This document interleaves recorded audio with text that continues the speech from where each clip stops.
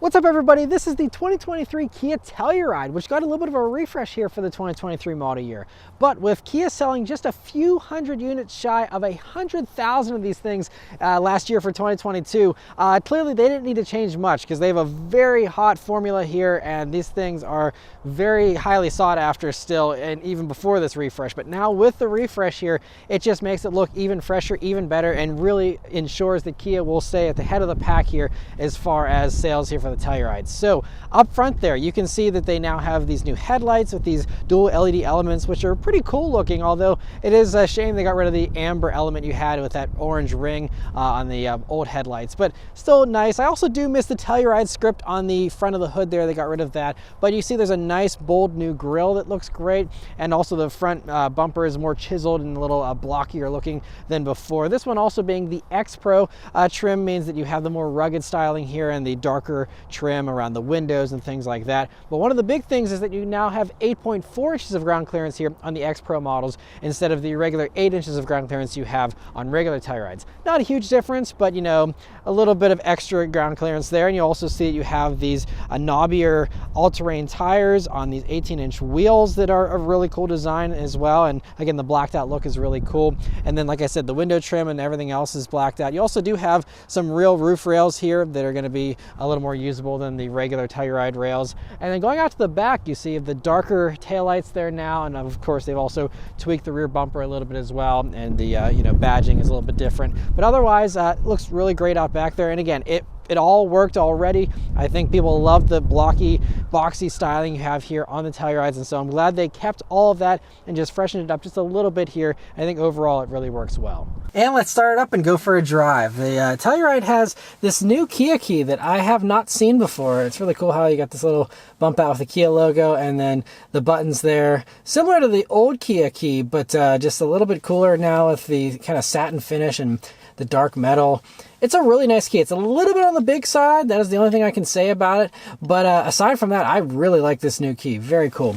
But anyway, it is keyless access, keyless entry, and push button start here. So you just leave the key in your pocket, hit the engine start button, and it starts right up. And if you're curious to hear about the interior in the Telluride, my wife and I just did a full in-depth interior review of this vehicle, so I'll link that above. You can go watch that if you want to hear all our thoughts on this interior. Overall, space-wise, it's the same as it was, for the pre-refresh Tellurides. The big thing here is that you now have these two 12.3-inch screens now as standard in every Telluride, and it's a really cool display. And there's a few other minor little tweaks, but overall, it's still the same great Telluride interior that you're used to if you're familiar with the pre-refresh. And also, before we hit the road, I first want to give a huge thank you to the sponsor of this video, Carmigo. Carmigo is a car marketplace that allows you to sell your car quickly and easily, getting you multiple offers in just one business day from Carmigo's nationwide network of dealerships.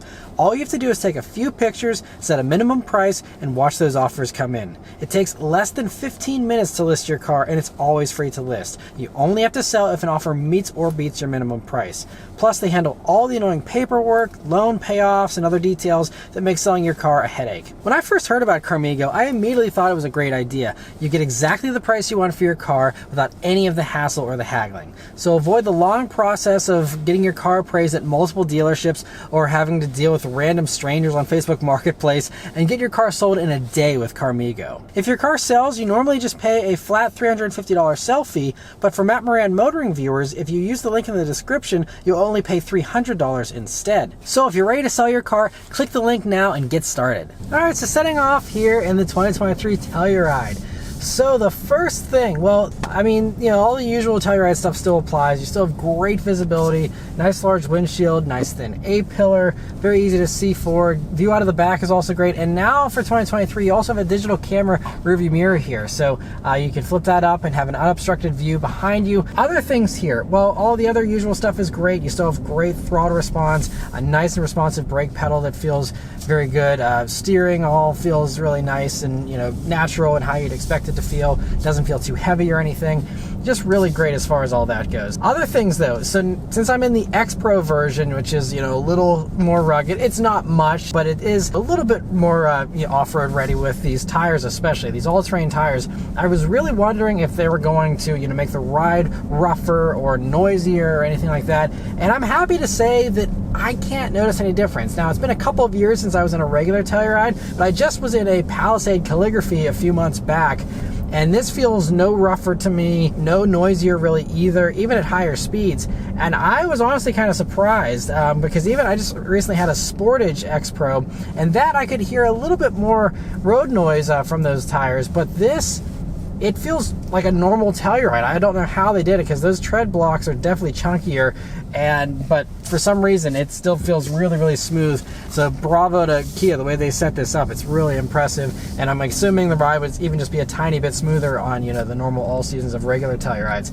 But as far as the X Pro stuff goes, in addition to having those tires and wheels and the 0.4 inches of extra ground clearance, you also do have hill descent control now as standard on all Tellurides. That's something also the X Pro benefits from here. They also have retuned the traction control system specifically to be better off-road here for the X Pro versions. And you also do have an upgraded cooling system, so that does bump the tow rating up to 5,500 pounds instead of the 5,000 pounds of a regular Telluride. So, you know, there are some other little improvements there as well, but beyond that, you know, there's no skid plates, there's nothing else crazy. So it's not a true off-roader, but it'll make your Telluride just a little bit more capable if you're interested in that. The X Pro is available, by the way, on SX and then this top SX Prestige. And of course, you can get Tellurides without the X Pro package as well, if, you know, this whole rugged thing isn't, you know, what you're going for with your Telluride. But I really just admire the powertrain calibration too here in the Telluride. The way that the transmission always seems to be in the right gear, the engine's always pretty quiet and smooth,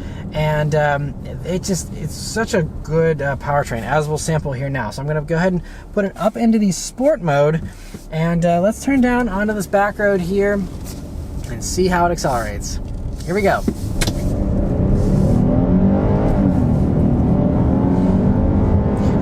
Yeah, it's that strong runner. This V6 really pulls well, and it's really impressive.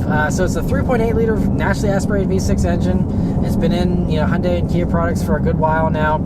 It does 291 horsepower, 262 pound-feet of torque, and a 0 to 60 time of about 6.8 seconds. And so, you know, I mean, nothing super fast, but plenty of power for a family hauler.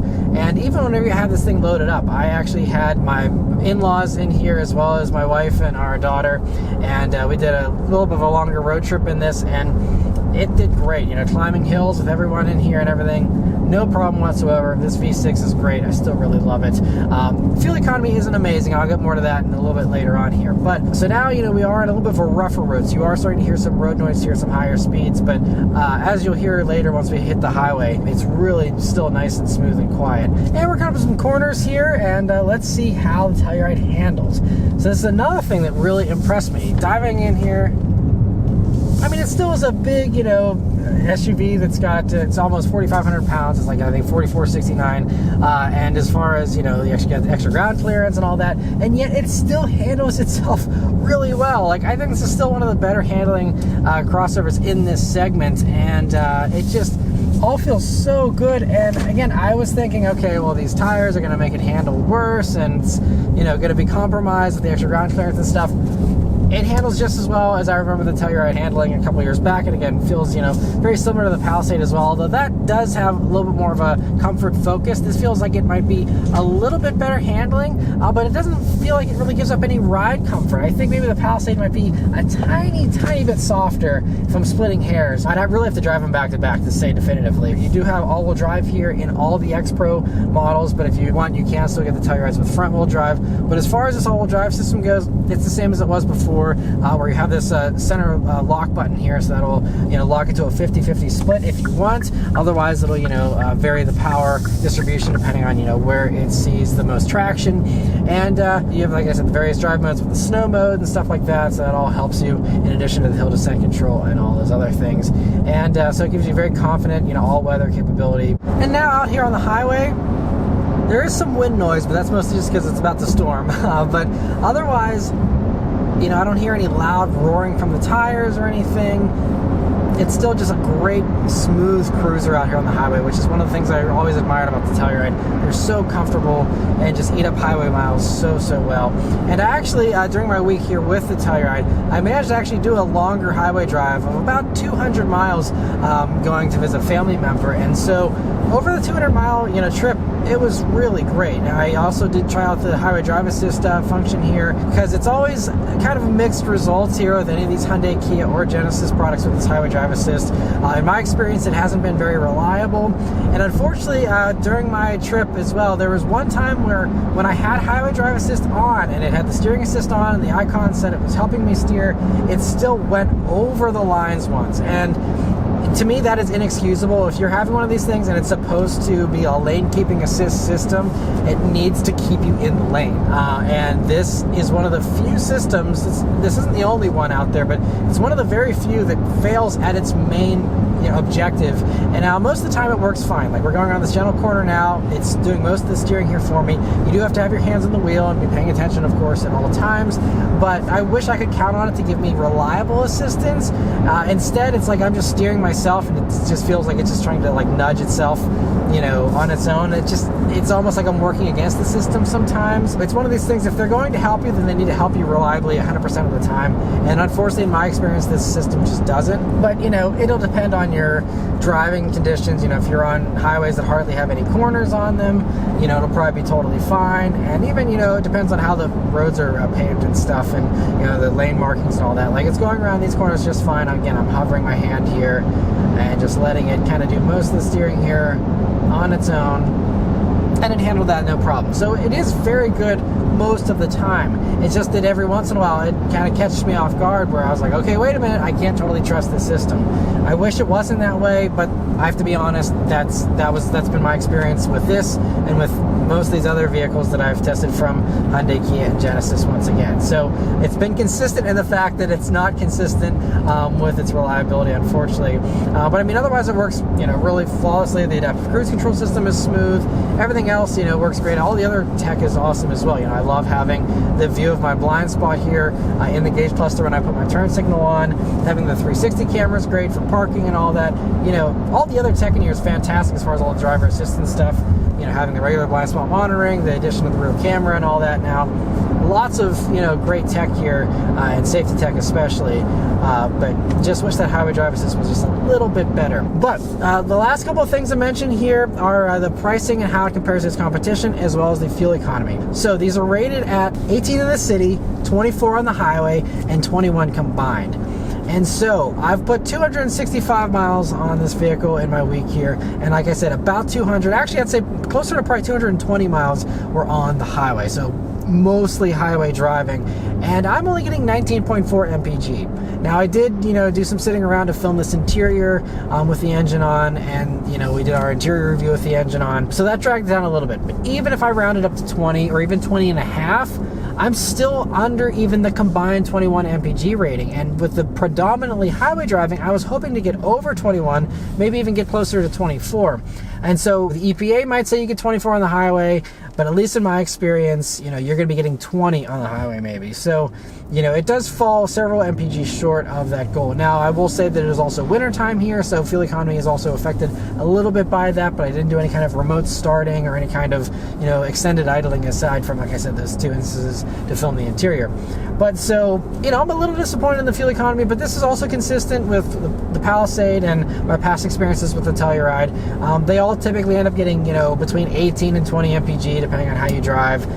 And that's just kind of par for the course. I wish it would get closer to the actual EPA ratings, but it just hasn't in my experience here. And then, of course, we'll come down to, again, where you live, your driving style, all that. So your mileage will vary, but that's what I'm getting here just, for reference. But then the last thing to mention here is the pricing and how it compares to its competitors. Now, I will keep this brief because I still believe that, at least as of everything that I've driven here in early 2023, I'd say that the Telluride and the Palisade are still the top two values and really the top two all-around vehicles in this segment. So I'm not going to go into all the other competitors. There's plenty of other competitors out there. Some of them are newer, and I will cover those in the future, so be sure to subscribe if you're still shopping in this segment. But I just got to say the Telluride and the Palisade are still probably the best ones out there. The only thing that both of them lack is wireless Apple CarPlay and wireless Android Auto, which I have heard you can do in kind of aftermarket workaround and to still have that with some type of adapter or something.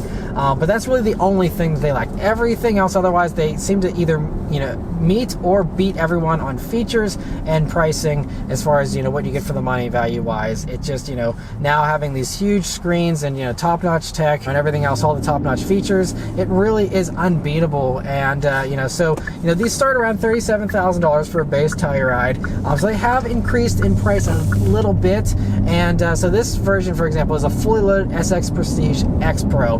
The X Pro adds, I think, about $2,300 or $2,400 on it on its own, and then the SX Prestige, comes fully loaded for around $52. But this one, as tested with that X Pro package and a couple other little things like carpeted floor mats and stuff, comes out to $55,120, which is pricey. These used to max out, just under $50, and over the few years here, they've increased in price. And part of that is inflation. Part of that is also just because I think these are just really strong sellers, and they've just wanted to make sure they keep it competitive, so they've loaded up with more standard features and things like that. But at 55, it really comes down to how much you want the X Pro stuff. I don't think it's a huge increase in off-road capability.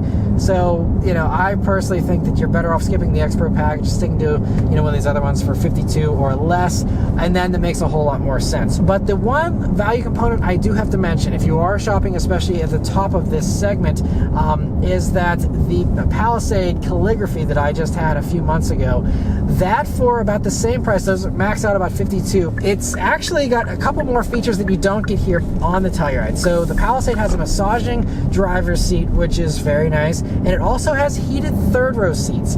Again, those are both very extra over-the-top things, but it's just worth noting that I think the Palisade gives you a little bit more for your money, because it's basically the same money, and you get two extra nice features, that you might appreciate for the same money, basically. So now I think you kind of have to pay a little bit of a premium for the Telluride's, I think, better looks. And I do like the interior design a little bit better, but it just means you're going to compromise not having that massaging front seat and the heated third row. It's unfortunate that the Kia isn't adding those two things as well, just like the Hyundai, but for right now, at least for 2023, they're exclusive to the Palisade. That's a little bit unfortunate, because I think if it had that, I would certainly say I'd rather have this over the Palisade. But now it's kind of a toss-up, because those are two nice things that would be nice to have. But if you don't care about those two things, still think the Telluride is basically the best you can do in this segment, in my opinion, as long as you're okay with the lower fuel economy and not having the wireless Apple CarPlay and the Android Auto. If those two things don't bother you, I think Telluride is definitely hands down the way to go, and just a fantastic value, a fantastic vehicle, even value aside. And you have, of course, the 10-year 100,000-mile warranty from Kia as well, and that's great that you have a little bit of extra peace of mind as far as warranty goes compared to many of the other competitors, which again, none of them can match that aside from the Hyundai, of course, which also offers that as well.